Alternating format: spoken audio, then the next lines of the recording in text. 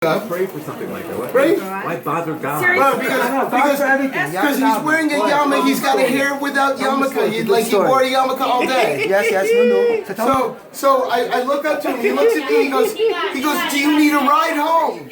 And I said, "Yes." He does. He goes. I said, "Yes." And he's on the phone with some guy. Oh, I'm with my friends, and I'm telling them it's so good not to wear a yarmulke in the airport. You feel like a mensch. You're not representing any religion. You're not a Muslim. You're not a Jew. I'm saying it, and then he's wearing yarmulke. And on the other side, I'm like, I need a Jew to come pick me up and take me home. And I said to my friends, guys, I'm wrong. Take it back. I just gave a guy a ride for wearing a yarmulke. So he looks over, he goes, "Do you need a ride to Pico?" Unbelievable. And I said, "Yeah, absolutely." I guess God really Unbelievable. So then I no. Hold on a second. Then I interview him. Take it down a notch. So I interview him. I go, "Who do you know?" I know this guy. And he goes, "Do you know Schwartzie?" I go, "You know Schwartzie?" It's all done. It's all.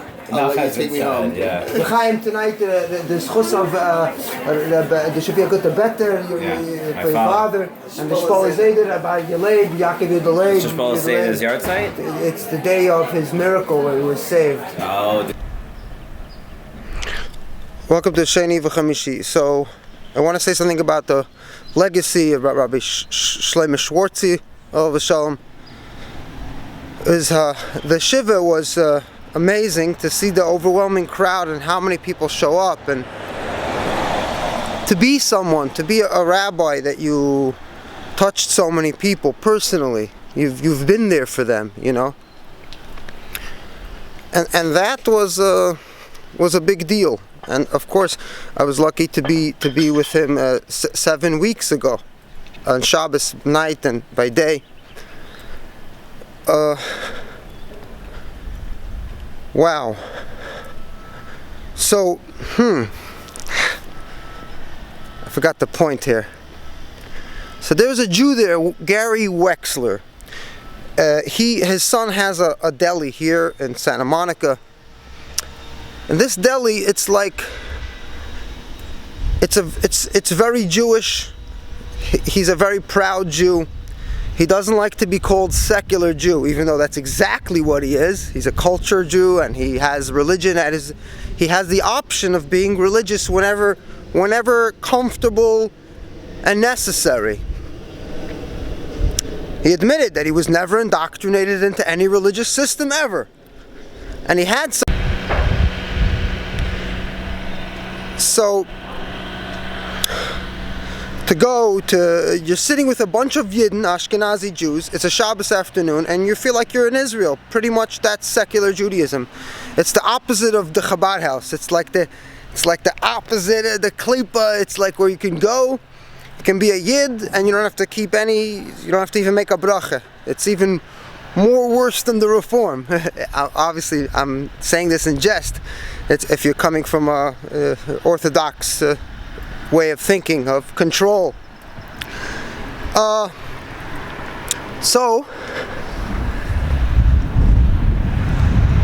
you lived a life where it's a beautiful legacy that I appreciate as a secular Jew. Or I believe I'm secular, maybe I'm delusional. And you're there for people when they need religion. They don't live inside. They're not Charedim that come to him. They're not people who come to ask him Hilchas Shabbos, even though we're supposed to be teaching Torah, right? Where the Rebbe's message was, you could argue primarily Torah, you could say Torah included. However, I do remember a nice story where a few very refined Edel Abacharim from Gateshead Yeshiva, Britain, Orthodox boys called up the Chabad house in Italy. I pick up the phone, we're running the place, it's a Friday afternoon, and they ask me, what time is Isser Malacha? So that was the first time I ever heard that question, even though I was raised Haredi, and I said, well, I guess they mean after the 18 minutes, and so yeah, we do help you with proper Jewish questions, but sometimes we're not really there, you know. So But we're there for your spiritual needs. We're there for your interest in the culture and Shabbos, and sometimes people want to dip in. They want something supernatural and mystical, so they want to have a wedding where it's done in the traditional way. Whether they're worried about the ksuba, if everything's kosher or not, but they definitely want as much as possible. They want kosher food, whether they want it to be completely kosher. So this is a beautiful concept that happened by accident, where we were able to still be Haredi, still carry the beard, and still feel like he's a very Hamish, a chassid. He was mamish, like you think he was all cool, but he was really of the past generation, of the older generation, of the older chassidim. And I'll tell you how I come to think so. One time a Lubavitcher girl walked into shul at a Farbrengen, and she was dressed like a boy. She had tzitzis and a yarmulke. Her name is Chaya. And he said to me, "Who is this bacher?" He couldn't recognize the face. And he didn't notice it was a girl. He was from a different generation. But to be that, and to be a spiritual rabbi, which is not what the Haredi system was about. The Haredi system is about setting up a kollel, teaching people Torah, and with that Torah they could keep the Torah and mitzvahs. So without studying the Torah, what are you going to keep? What do you know? To be that guy that puts tefillin on people and talks mysticism when people don't really know how to keep Shabbos. This is a genius of the Lubavitcher Rebbe. It didn't free us of superstition. It didn't it didn't give us the tools to move on into life, into human reason. Unfortunately, it left us with a lot of feelings and confusion and problems, unsolved problems, and we can't look after the guys who fall out, the ones who are the little guys, the ones who are not important to the program and to the movement. They're not important, they're gone.